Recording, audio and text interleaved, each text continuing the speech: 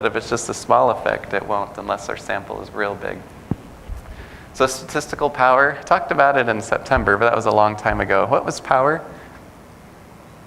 Do you remember? The ability to detect a difference if it's actually there. Yes, exactly. So power is the ability to detect if there is significance there, which is kind of relevant to us, right? If you don't have enough power to find a significant result, then you're not going to be able to publish it. It doesn't mean that your effect size was trivial or meaningless. It just means it wasn't statistically significant. So some things that can, in this case how it's phrased, that lower power is associated with smaller sample size, smaller effect size. So maybe the moderator doesn't change it that much, just a tiny little bit. Unequal sizes between groups. We have 90 females, 10 males. That hurts us. It's easier if it's more of a 50-50 split there. Measurement error variances across groups being unequal can all lower our chance of finding significance. Range restrictions. This is sort of an interesting one, but how moderation works is we're looking for people that are exceptionally high and exceptionally low on our predictor and our moderator. So if almost everybody is around the mean, that hurts us a lot because there might only be 3 people in our sample of 100 that were exceptionally high in sexual satisfaction. But if that was the case, then those 3, their power is too small to find much. The outcome variable having a smaller range than the predictor. So if our outcome variable is 1 to 5, but our interaction term is 5 to 50, just how that range is set up hurts us a little bit with power. And this one is a really big one. Remember what an alpha is for our measures that have multiple items? It's that average inter-item correlation of the items in our measure, and it's it's a function of the number of items in the measure. But conceptually, an alpha of 0.9 is supposed to mean, theoretically, that 10% of what we're measuring in that is error, and 90% is actually whatever we believe that measure is supposed to be. Doesn't really mean that, but conceptually that's how we like to think about it. But if we have 2 measures of 0.8 and 0.7, for our predictor the alpha is 0.8 and the alpha for our moderator is 0.7. 0.7 is our cutoff for being good enough to use in a paper without reviewers getting too finicky. But in our interaction term, we have this 0.8 multiplied by the 0.7, and when we do that, we get 0.56. So our alpha for the interaction is 0.56, which is really kind of bad, actually. So almost half of what we're measuring in our interaction term is error. And in that case, then it's also really hard to find significance in our interaction term because a huge chunk of it is error and not really the 2 things interacting. Does that part make sense? Alphas matter. If we have better measurements, it's always going to be easier to find significance with our 2 variables with better measurement. But even with just lukewarm measurement between 2 variables, when we put them together in interaction term, it gets compounded, it gets even worse measurement. So that's a little bit rough. Step 3 is to code all of our categorical variables correctly. So again, race. If we want to use race, and we have 8 categories of race, we're going to create 7 new variables. And we're just going to leave one of those out as a reference group, and we're going to code them. Has everybody made dummy codes before? Okay. There was a lot of nods. So maybe I won't go into that. But we can't just use the 1 to 8 categorical variable, right? We have to dummy code it down. Good. Make sure that you do that in a way that works fitting with how you want to test things out. Transform our predictor and moderator variables to where they have a meaningful 0. So most of the time our measures are 1 to 5, 1 to 7, 5 to 30, however it might have worked out, and 0 is not even on there. So we need to either mean center them or standardize them. So mean centering, if your variables has the average for that variable of 14, then you subtract 14 from all the scores when you're creating a new variable in SPSS. But standardizing it is a preferred method. It's easier, faster, and it makes doing your interaction figure a lot easier. We're going to make the interaction term, and then we're going to run it, and we're going to interpret the results. And I'm going to show you how to do this in the slides right after this. This part is a little funny, and I learned this not that long ago in life when we were writing this book chapter. But do you know how normally in a regression or SEM or HLM, when we have our predictor and we've got our control variable, all the other variables in our model included as predictors, we understand this predictor while controlling for all the others, or while holding constant all of the others. That's like our normal language. So this significantly predicted that while controlling for this. But when we have even one interaction term in our model, it fundamentally changes how we interpret our results in the model for all of those betas. So now we say, if you can hear the difference, this significantly predicted that while understanding all the others to be at 0. Hear the difference while all the others are at 0. So if we're interpreting it while all the other predictors are at 0, and all of them are on a scale from 1 to 5, or 5 to 25, doesn't make any sense. So we have to recode them in a way to where they all have some kind of meaningful 0. By mean centering, so we'd say, well, all of them are at the mean. Or by standardizing them, they all still have a 0 as the mean. Okay. And we just said all that. Wow. What I just said is on all those slides. Said it shorter than the slides. These slides are supposed to be a Christmas gift to you. When I was in stats classes as a doc student, I thought a lot about my dream slide set.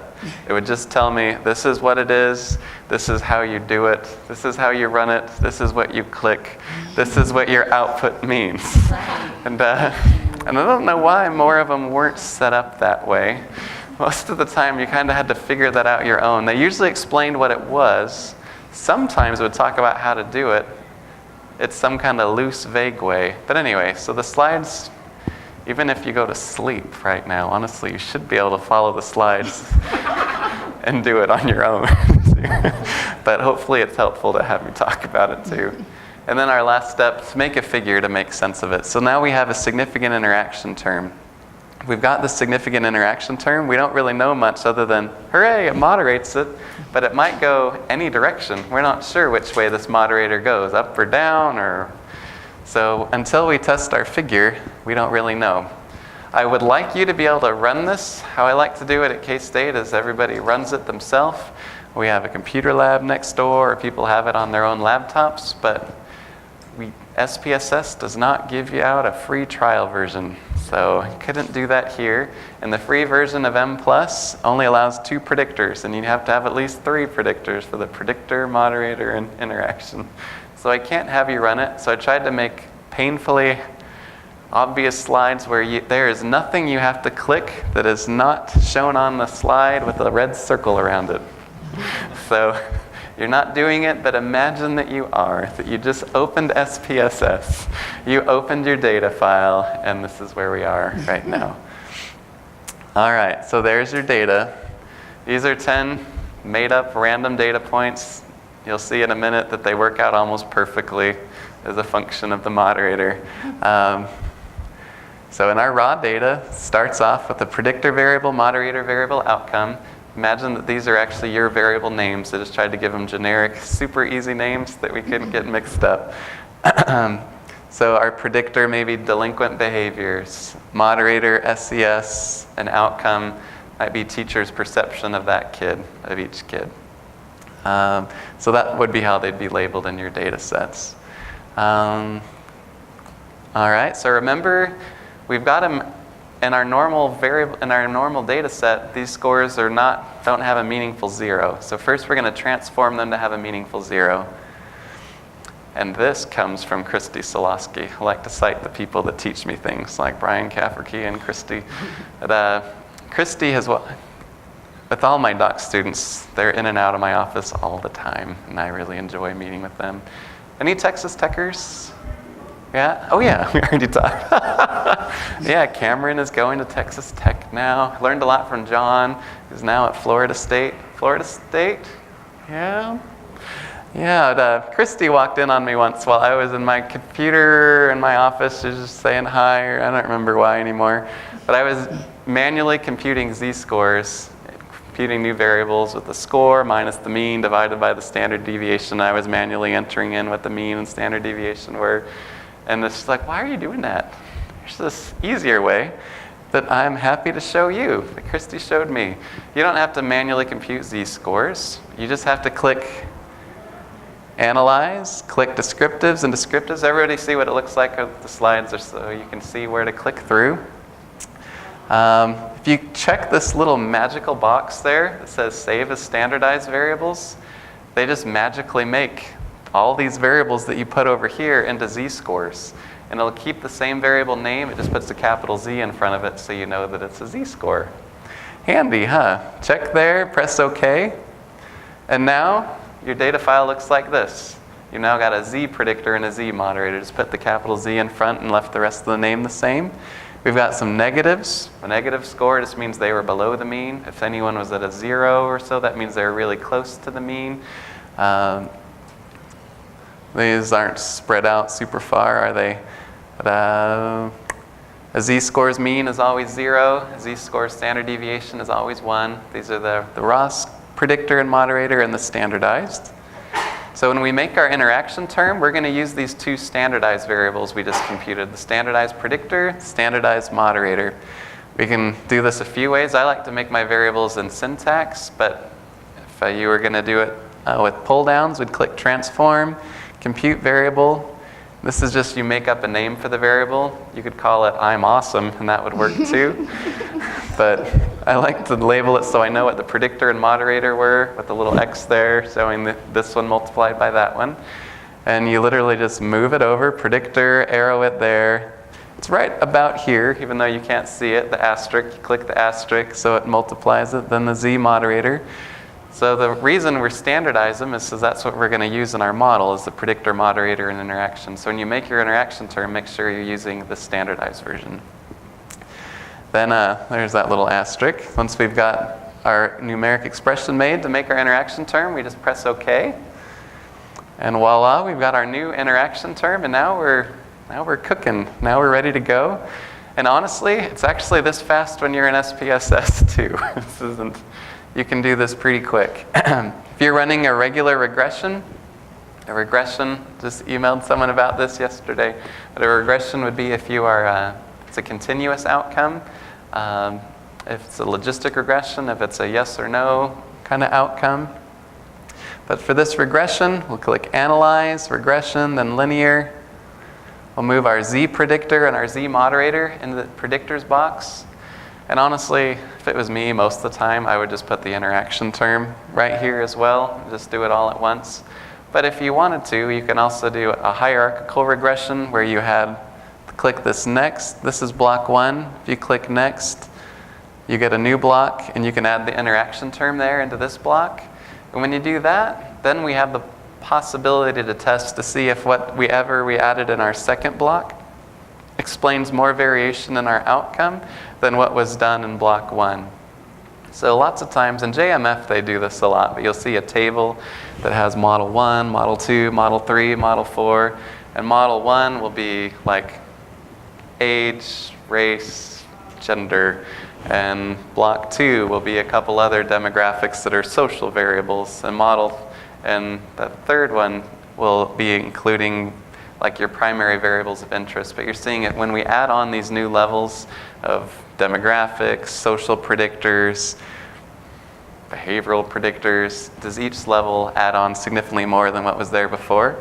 So when we do it this way, we're checking, does this interaction term explain significantly more variation in our outcome than we had before beyond the predictor and moderator variables? Then we click statistics here. These red circles are my little cue, click here. Let's make sure that's. We check this little box, the others are already checked. Click R-squared change, we're literally testing for the F test, it's called, of if we add this new block of predictors, does it explain more than what was in there before? Oops, continue, and then OK, click OK, and it's done. So in our output, in the first box, we get, just like a normal regression, our R-squared is unnaturally high because I made up the data. Yours will normally between 0.03 and 0.20 is fine. That's normal social science R-squareds. But these are unnaturally, freakishly high. So 98% of the variance is explained in block 1 by a predictor and moderator. And 99, I just changed one number on one person to make it not perfect. But 99 almost 100% of the variance is explained by adding in that interaction term. And right here, this difference in r squared from 0.984 here, then adding on even just this 0.014 more from what we added in the interaction term was a significant increase in explaining more variation than what we had before. We don't report these in papers. They're only reported in theses when students weren't sure what they were supposed to report. But doesn't go in a paper. But in the little ANOVA block just means this set of predictors in block 1, at least one of them was significant. And this set of predictors in block 2, at least one of them was significant. But again, you don't need to report that. And here, this is our main effect from our predictor. Fake data, all significant. High standardized betas here for the moderator and the interaction term. Remember, this is our unstandardized betas, our standardized betas, and our t's. This divided by this gave us this, and our p-values. So this part we talked about in September a bit, interpreting this. But what's interesting here, and I get asked this at least 3 times every year since I've been at K-State, maybe more, but it's confusing, I think, to some people if my predictor's not significant and my moderator variable's not significant, these top 2, but my interaction term is significant. What does that mean? Does that mean I have significant moderation if technically my moderator is not significant? And yes, you do. As long as that interaction term is significant, then we have significant moderation. And the reason that can be is our predictor and moderator really might not be, on average for our whole sample, they might not be linked at all. But that no association can still be changed by something else to be significant in some contexts. So remember, when somebody asks you, as it'll happen to you too, like my predictor and moderator aren't significant, but my interaction term is that okay? And you'll say, oh yeah, that's awesome, congrats, it might be publishable. Good deal. You want me to be a co-author on it? I'll help you write the results section. But anyway, this interaction term is what we're looking for to make sense of. And just because oh gosh, I see this a lot too, even in really good journals, but when their moderator variable is significant, they'll say, so we now have significant moderation because the main effect from this moderator variable of SES was significantly linked with teacher perception of kid. It's not a significant moderator unless the interaction is significant. It's just a significant association, meaning, what did we just say? SES. There can be an association between SES and teacher's perception of kids. Honestly, I actually really think there is, right? I wouldn't be surprised. But there might be an association between SES and teacher perception of kid, but there might not be that predictor of spunky behavior in middle school to teacher perception of kid might not necessarily be changed by SES. So all 3 of these are saying different things. These first 2 are testing just the association between the predictor variable and the outcome, the moderator variable and the outcome, but the interaction is testing, I want to say the interaction, but it's testing whether or not that direct association is changed by the moderator. So we've got 3 different things that are unique and relevant here. How are we doing so far? Oh, 8 till break? Okay. So, I'm just trying to make sure that I understand, because before the first time you said that the predictor and outcome may not be significant, but the moderator and the outcome could be significant. But that's just between those 2 variables. Interaction is between the 3 of them. So there's an instance where the only thing in between all 3 of them would be the moderator that's significant with the outcome, but the predictor wouldn't be, that wouldn't affect the relationships between the predictor or the interaction of the 2 on the outcome. Yes, exactly. Any one of those 3 can be or cannot be, or in any combination is possible. I've seen it always now, I think, where the predictor is the only one that is, or the moderator is the only one that is, or the interaction is the only one that is, or all 3, or only 2 of the 3. But yeah, absolutely. But please don't talk about a protective effect or a buffering effect just because your moderator variable had a main effect association with your outcome, unless the interaction was significant with it. Good deal, good deal. All right, so this is our output right here. I've just highlighted it and made it bigger here. So our constant is our intercept when all the predictors are at 0. So in this fake data case, when all of them are at the mean, because remember we recoded them into z-scores. So when our predictor and moderator and interaction, when they're all at the average level, our outcome is 32.503. And then here is our predictors. So to make our interaction term now, again, this one was with Christy too. But, I was manually doing this with a computer, or my calculator on my phone, computing the regression formula up here. Knew what the regression formula was, so I was computing at 1 standard deviation high and 1 standard deviation low for all of my predictors and moderators, what the score was if the predictor was 1 standard deviation high and the moderator is 1 standard deviation high, or if they were both 1 standard deviation low. And Christy said, well, I can make a Excel little formula for you and you don't have to do that by hand. So this is her little formula that you'll get with the PowerPoint. If you look at this little thing, I'm kind of scared it's going to break everything, but I'm going to try. Let's see. You can't see what I'm doing. I'm just right-clicked in the figure. Oh, it's not going to let me do it. All right. When you have your PowerPoint at home, when you right-click inside the figure, then a little box opens up, and it's about the last one. We'll say Edit Data.